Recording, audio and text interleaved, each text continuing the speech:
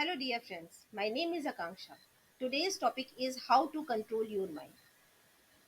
We all need appreciation and attention from others, but our mind is not under control to us. क्या वजह है जिसकी लिए हम हमेशा हमारा माइंड इधर से उधर घूमता रहता है? हमारा माइंड जस्ट एक फ्रॉग की तरह काम करता है, जो यहाँ से वहाँ कूदता फांदता रहता है।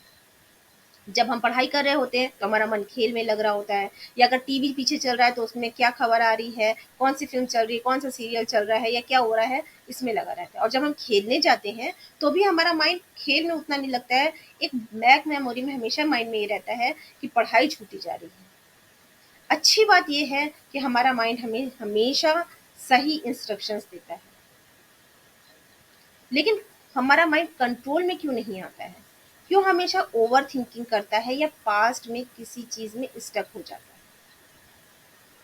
इसकी कुछ वजह है। हमें टाइम मैनेजमेंट नहीं आता, स्ट्रैटेजी बनानी नहीं आती।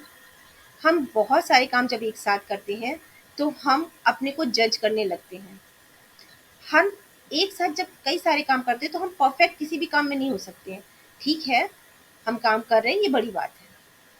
और चौथी चीज है प्रोकेस्टिनेशन, यानी कि हम इधर से उधर टाइम वेस्ट करते रहते हैं। 5 मिनट, 10 मिनट ऐसे करके कभी हम यूट्यूब देखते हैं, कभी फेसबुक देखते हैं, कभी फ्रेंड से चिट चैट्स करने लगते हैं, तो वो बहुत लंबी होती चली जाती है और पूरा दिन ऐसे ही बीत जाता है। हम कुछ भी प्रोडक्टिव काम नहीं करते हैं।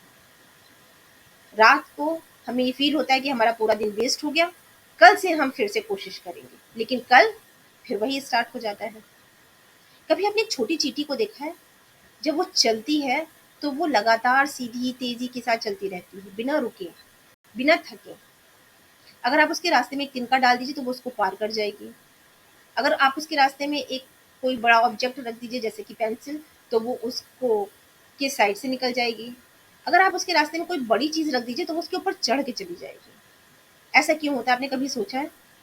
क्योंकि उसे पता है कि उसका लक्ष्य क्या है, उसका टारगेट क्या है। जब हमारी लाइफ में हमारा कोई टारगेट नहीं होता है, हमें कुछ अचीव करना नहीं होता है, हमें बहुत सारी चीजें अचीव करनी है लेकिन हम फोकस्ड नहीं होते हैं, तो इस तरीके की ओवर थिंकिंग या स्टक इन सम सिचुएशन स्थिति हमारे सामने आती ही रहती है। क्या है इसका सोल्यूशन? सबसे पहले तो ask to yourself who you are. Secondly, ask to yourself what you want for the life. What is your passion? अगर आपकी लाइफ में आपका कोई पैशन है तो आप उस पे फोकस करिए। अगर नहीं है तो आप सोचिए। किसी भी चीज़ की शुरुआत कहीं से भी की जा सकती है। आप अपने पैशन को सोचिए, आप जिस काम में आपको अच्छा लगता है करना, उस काम के बारे में आप सोचिए। दिन रात लगातार आप उसके बारे में जब सोचते रहेंगे तो आपको कहीं न कहीं एक रास्ता दिखाई पड़ेगा जिससे आप उस रास्ते पे आगे बढ़ के उस लक्ष्य को पाने की कोशिश कर सकते हैं। सुबह-सुबह एक टू डू लिस्ट बना लीजिए। उसमें आप अपनी प्रायोरिटी सेट करिए कि आपको आज पूरे दिन में ऐसे कौन से काम हैं जो आपको करने हैं। जब वो काम हो जाए उस पे टिक लगाइए और अपने आप को शाबाशी दीजिए। आगे बढ़िए। अपने लिए हमेशा ट्रूथफुल रहिए, कभी अपने से झूठ मत बोलिए। आप दुनिया से झूठ बोल सकते हैं लेकिन खुद से नहीं। जब आपके कई सारे टास्क ऐसे धीरे-धीरे करके प्रैक्टिस में होते रहेंगे और दिन-रात आप अपने टारगेट के बारे में सोचते रहेंगे तो आपका माइंड बिज़ी रहना सीख जाएगा। फिर वो किसी भी प्रॉब्लम में नहीं उलझेगा क्योंकि उसके पास एक क्लियर विज़न है कि उसे क्या चाहिए है अपनी लाइफ में।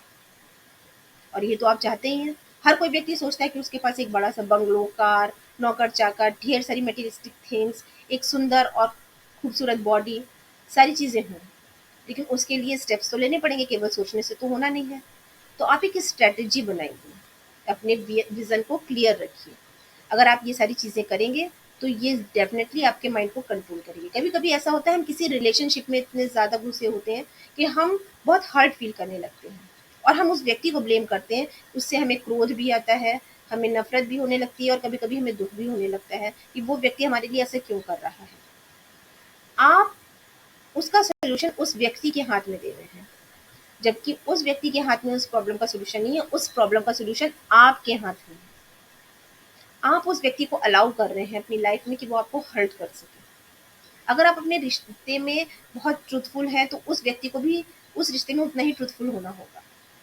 अगर आप दोनों ही ट्रूथफुल हैं तो वो रिलेशनशिप आगे चलेगी। अगर केवल आप ही हैं तो वो रिलेशनशिप लॉन्ग लास्टिंग नहीं है। इसको आपको समझना होगा अपनी लाइफ में। चाहे वो रिलेशन कितना ही खास क्यों ना हो आपके लिए, लेकिन आपकी सेल्फ रिस्पेक्ट से ऊपर नहीं हो सकता है। अगर आप इन सारी स्ट्रेटजीज को फॉलो करेंगे तो definitely you can control your mind. If you like this video, please do like, share and subscribe my channel. Bye bye.